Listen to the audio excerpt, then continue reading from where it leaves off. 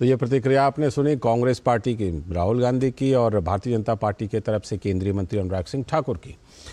तो क्या कुछ दुविधा है, क्या कुछ कोशिश है, इसी पर आज चर्चा करेंगे और क्या अलग अलग रास्ते अपनाए जा रहे हैं। हमारे साथ हमारे सलाहकार संपादक विनोद मिश्र जी जुड़ गए हैं, साथ में बांसुरी स्वराज जी भारतीय जनता पार्टी के प्रवक्ता, बहुत बहुत स्वागत बांसुरी जी। विजय कौशिक जी कांग्रेस के नेता, बहुत बहुत स्वागत विजय जी। मैं विनोद जी से शुरुआत करता हूं और चर्चा को विस्तार देता हूं। छोटा रिचार्ज, विनोद जी ये जो टिप्पणी आ रही है, एक तो ओवैसी जी ने कहा है कि ये केजरीवाल जी छोटा रिचार्ज है। दूसरी बात ये कि हमें याद आता है कि जब हमें कभी बचपन में थोड़ा कहीं किसी चीज़ से डर लगता था तो हम लोग पाठ शुरू कर देते थे, जय हनुमान ज्ञान गुण सागर, है ना। तो ये सुंदरकांड का पाठ ये सब चीज़ें, क्या आपको लगता है कि भाई अयोध्या जाने को लेकर तो स्थिति साफ नहीं है और अलग अलग तरह के पाठ कर रहे हैं, ये कहीं ना कहीं एक जिसे कहते हैं कि काउंटर करने की कोशिश, एक काट ढूंढने की कोशिश है क्या?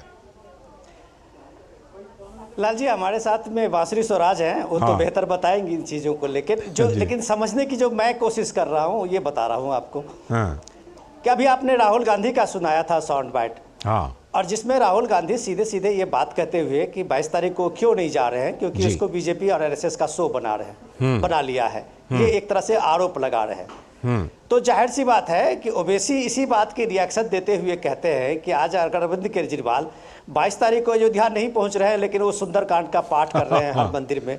दिल्ली के हर विधानसभा क्षेत्रों में उनके एमएलए जहां जहां हैं वो सुंदरकांड पाठ करा रहे हैं, और केजरीवाल जी खुद पहुंचे हुए हैं एक मंदिर में और वो सुंदरकांड का पाठ कर रहे हैं। तो इसलिए उन्होंने कहा कि जब इंडिया गठबंधन के एक नेता बता रहे हो कि ये बीजेपी आरएसएस का शो है, दूसरा नेता सुंदरकांड पाठ कर रहे हो, तो ये छोटा रिचार्ज का काम कर रहे हो। ये जो मतलब ये सीधी सी बात है। उसके अलावा कुछ इसमें जो राजनीति है ये समझने की अगर हम कोशिश करें जी, तो अगर कांग्रेस ने एलानिया अगर इस बात को प्रेस रिलीज भेज के मीडिया में इस बात का अनाउंसमेंट किया था कि हमारे जितने भी सीनियर लीडर हैं वो मंदिर नहीं जा रहे हैं, प्राण प्रतिष्ठा के समारोह में नहीं जा रहे हैं, तो जाहिर सी बात है कि अरविंद केजरीवाल को एक मौका लगा कि वो अयोध्या जाए न जाए इस परसेप्शन में, लेकिन वो सुंदरकांड पाठ करा के साबित करना चाह रहे हैं कि हम सॉफ्ट हिंदुत्व के हमारा भी एक आधार है। और जो ये बात में कांग्रेस अभी पिछड़ती जा रही है, इस पूरे जो भव्य उल्लास और जो आप देख रहे हैं पूरे देश और दुनिया में, उसमें केजरीवाल को ये डर है जो आप बार बार कहते हैं कि हनुमान चालीसा पाठ करते थे तो वो इस बात को लेके भी किंतु परंतु में फंसा हुआ सुंदरकांड लेके बैठे हुए हैं। लेकिन ये सीधी सीधी बात ये है कि मैं अगर अपने रिपोर्ट पे आऊं लाल जी, तो ये इस देश में जो इस राजनीतिक दलों की दुविधा है वो आज एक हंसी के पात्र बनते हुए नजर आ रहे हैं। पूरे देश और दुनिया में जिस रामलला विराजमान को भारत की अस्मिता,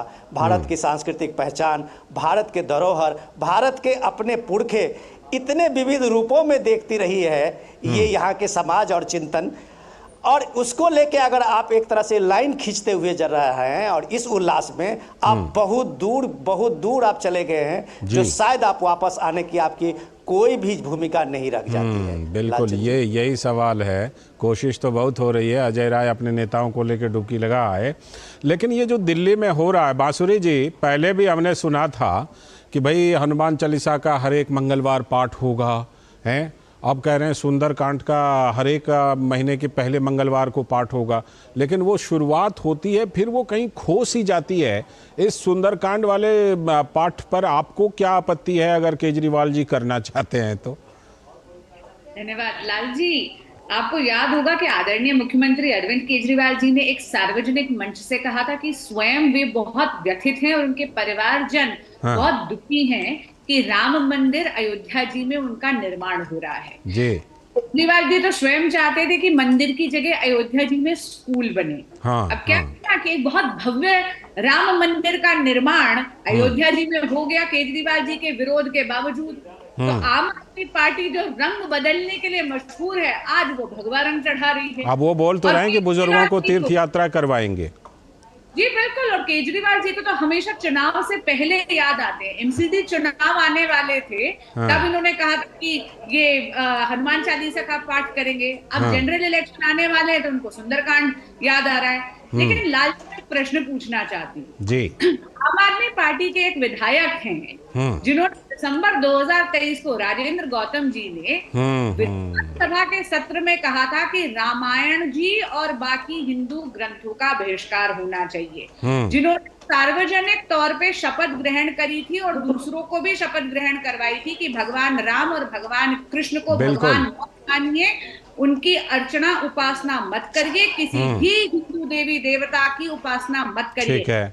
राजेंद्र गौतम जी को भी आदरणीय मुख्यमंत्री अरविंद केजरीवाल जी ने उनकी पार्टी के अंदर भी हैं और उनके सहयोगियों के अंदर भी तो हैं जो कहते हैं सनातन बीमारी है, वायरस है। जी बिल्कुल। और क्या केजरीवाल जी अब अपना मौन जो उन्होंने साध रखा है अपनी अलायंस पार्टनर्स की राम विरोधी, हिंदू विरोधी, सनातन विरोधी बातों पर, अरे डीएमके के लीडर्स कहते हैं कि सनातन संस्कृति की जड़ों को उखाड़ फेंकेंगे। आप ये देखिए, कहते हैं कि सनातन संस्कृति की तुलना वो एड्स जैसी बीमारी के साथ करते हैं। तो पता क्या अब केजरीवाल जी अपनी चुप्पी जो है वो तोड़ेंगे? ठीक है, आप लोगों को भाई जरूर सवाल उठाने का मौका मिल गया। आम आदमी पार्टी के प्रवक्ता तो हैं नहीं, लेकिन अगर होते तो सीधे सीधे उनसे मैं जवाब लेता।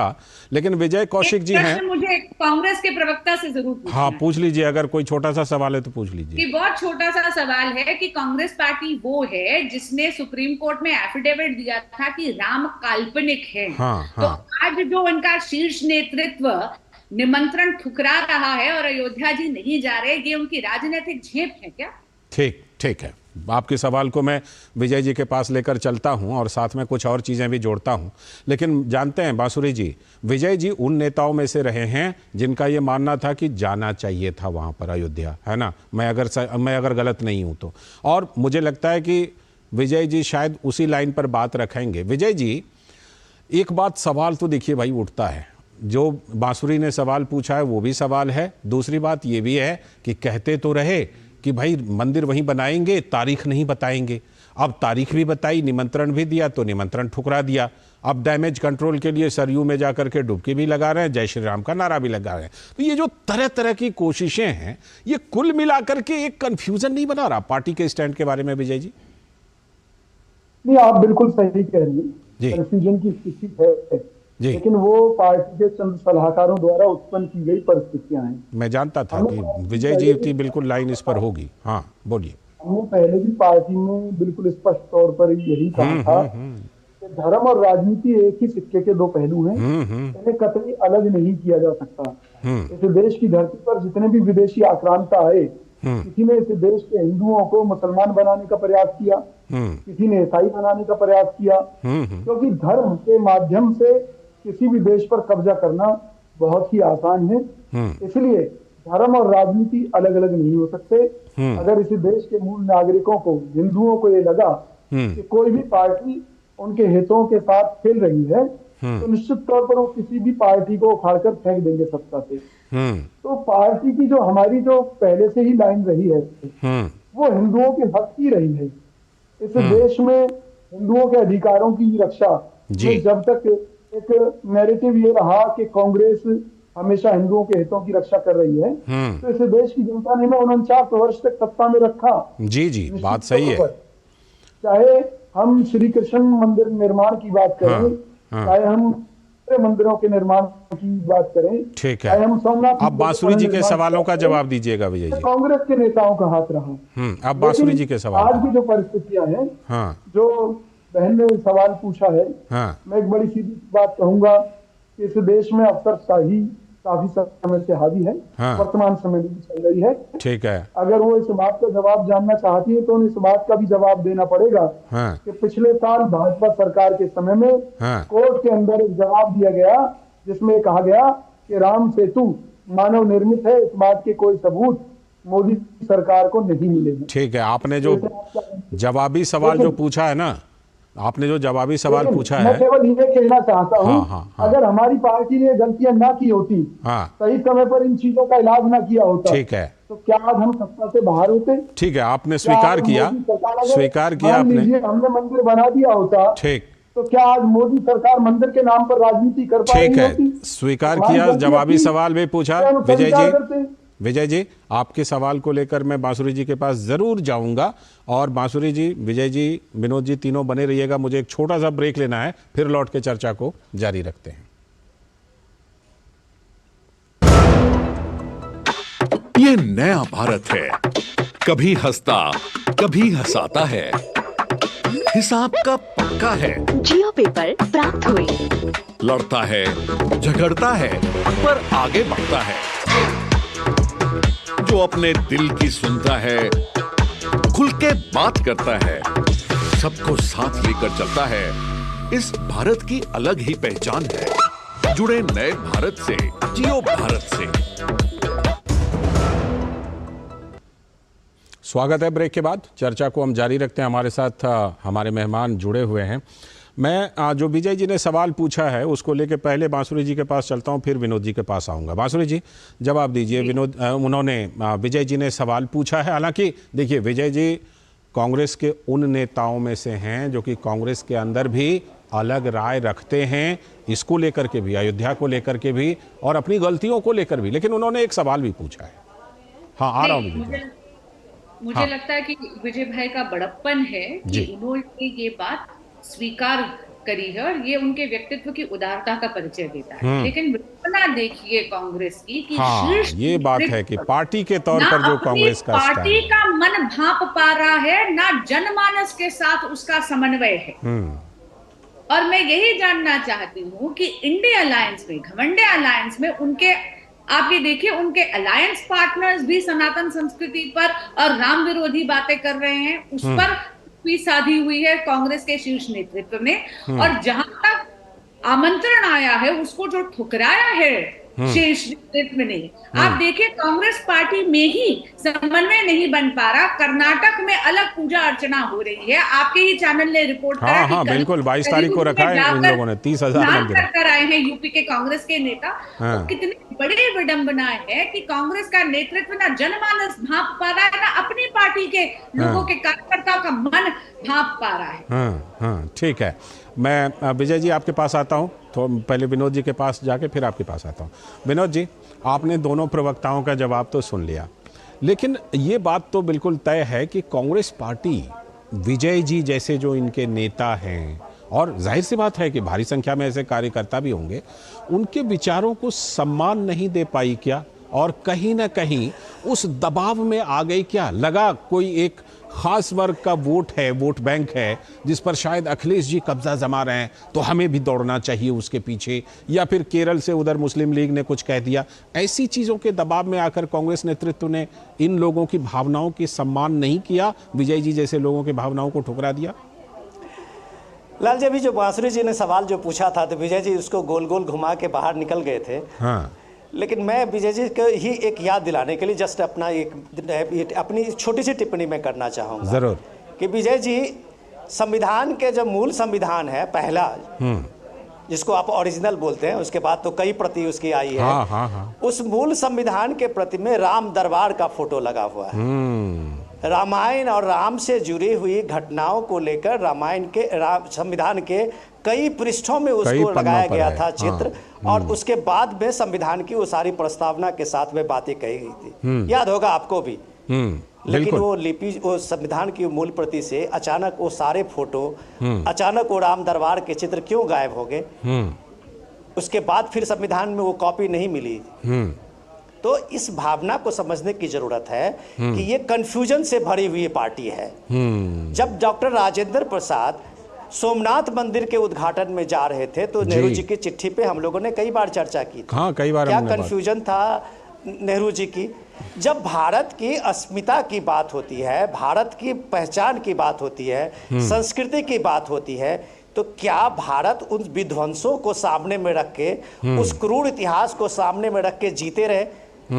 या फिर भारत जो एक निर्माण के भारत रहा है, और हमेशा हम लोगों ने चर्चा की है कि विध्वंस से बड़ी ताकत निर्माण की होती है। बिल्कुल, ये बात और आप जो विजय जी इस बात को सफाई दे रहे हैं, ये भारत जोड़ो यात्रा क्या है?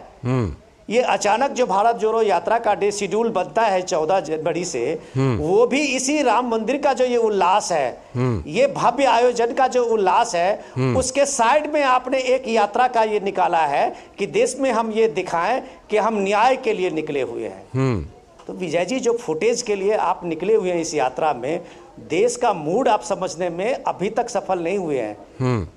और इसलिए सफल नहीं हुए हैं कि जिस राम को आप एक संकीर्ण दायरे में बांधते हुए दिखते हैं, उस राम को देखने के लिए अगर आप उसी भव्य मंदिर के प्रांगण में जाएं तो वहां सबरी से लेके उस केवट से लेके वो सारे पात्र भी आपको मिलेंगे जो भव्य भारत की एक तस्वीर दिखाती है, बिल्कुल, जिसमें समाज के हर हिस्से, हर वर्ग और हर समाज का जो अपना एक भाव है, चाहे वो शेड्यूल कास्ट के लोग हों, शेड्यूल ट्राइब के लोग हों, जिस भी कम्युनिटी के लोग हों, सबकी भावना का वहां उचित स्थान है। एक संपूर्ण भारत आपको दिखेगा उस जगह से।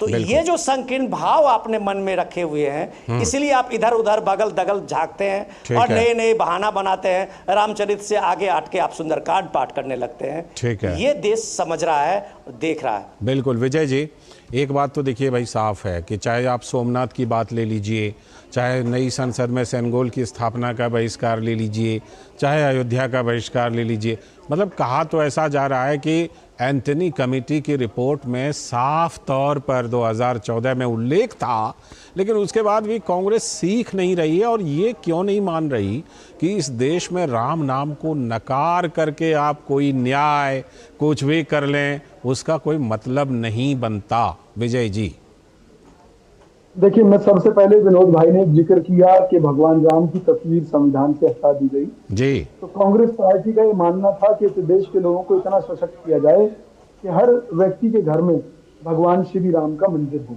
इसीलिए संविधान से हटा दिया। दूसरी बात दूसरी बात वही जो कांग्रेस के ऊपर आरोप है, जो तमाम तरह के आरोप लगाए हैं, तो कहीं ना कहीं हमारी पार्टी की गलतियां हैं। हाँ, ये एक आपका बड़प्पन स्वीकार करते हैं, वरना हम 2014 में सत्ता से बाहर ना गए होते। और उन्हीं चीजों को समझने की जरूरत थी। जब मंदिर को लेकर बात आई थी तो सबसे पहले मैंने कांग्रेस पार्टी की तरफ से कहा था कि भी अगर देश का संविधान मंदिर निर्माण की इजाजत देता है तो कांग्रेस पार्टी को कोई ऐतराज नहीं।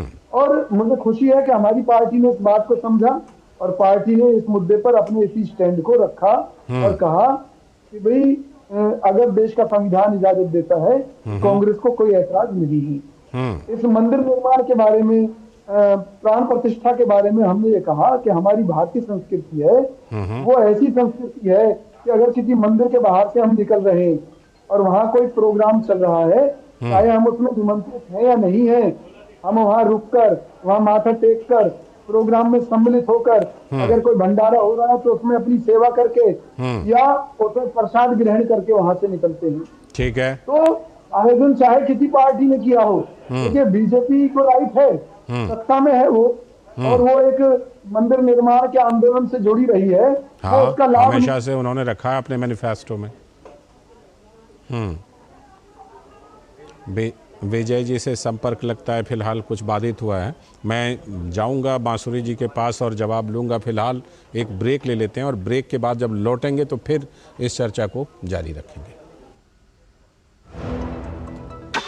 ये नया भारत है, कभी हंसता कभी हंसाता है, हिसाब का पक्का है। जियो पेपर प्राप्त हुए।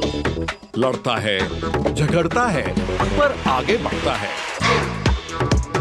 जो अपने दिल की सुनता है, खुल के बात करता है, सबको साथ लेकर चलता है, इस भारत की अलग ही पहचान है। जुड़े नए भारत से, जियो भारत से। स्वागत है। ब्रेक के बाद हम जो चर्चा कर रहे हैं वो यही कि क्या दिक्कत है, क्या दुविधा है कई दलों के नेताओं और उन दलों के अंदर ही। चर्चा करने के लिए हमारे साथ हमारे ख़ास मेहमान जुड़े हुए हैं। मैं इस बार हालांकि विजय जी से भी संपर्क हो गया है, मैं बांसुरी जी के पास चलता हूँ। बांसुरी जी, आपकी हमने प्रतिक्रिया देखी सुंदरकांड पर। आपने कहा कि भाई क्या इस सुंदरकांड के पाठ में डीएमके के नेताओं को और बाकी जो नेता हैं जो सवाल उठाते हैं उनको भी शामिल कर रहे हैं क्या केजरीवाल? सवाल तो वो आम आदमी पार्टी को लेकर था, लेकिन इस बीच उड़ती पुड़ती खबरें आ रही हैं कि दिल्ली में लोकसभा चुनाव के लिए विजय जी की पार्टी केजरीवाल जी के पार्टी के साथ शायद गठबंधन कर रही है। अभी कंफर्म नहीं है, लेकिन ये खबर आ रही है। तो सवाल ये अब बनता है कांग्रेस पार्टी के ऊपर भी कि क्या वो सुंदरकांड में शामिल होगी क्या दिल्ली में? तो ये जो सवाल है वो आप विजय जी से भी पूछ सकती हैं, क्योंकि विजय जी के बारे में खबर है उनकी पार्टी के बारे में कि उनका गठबंधन होने वाला है दिल्ली में। देखिए, यदि ये गठबंधन होता है तो ये स्वार्थ पे टिका हुआ गठबंधन है, ये विचारधारा का गठबंधन नहीं है। और मैं बड़ी विनम्रता से ये विजय भाई को कहना चाहूं कि जब भी देश में आम आदमी पार्टी सत्ता में आई है तो उसमें भाजपा को नहीं बल्कि कांग्रेस से कुर्सी छीनी है, चाहे वो दिल्ली हो चाहे वो पंजाब। तो जैसे मैंने आपको कहा लाल, ये एक स्वार्थ पे टिका हुआ गठबंधन होगा।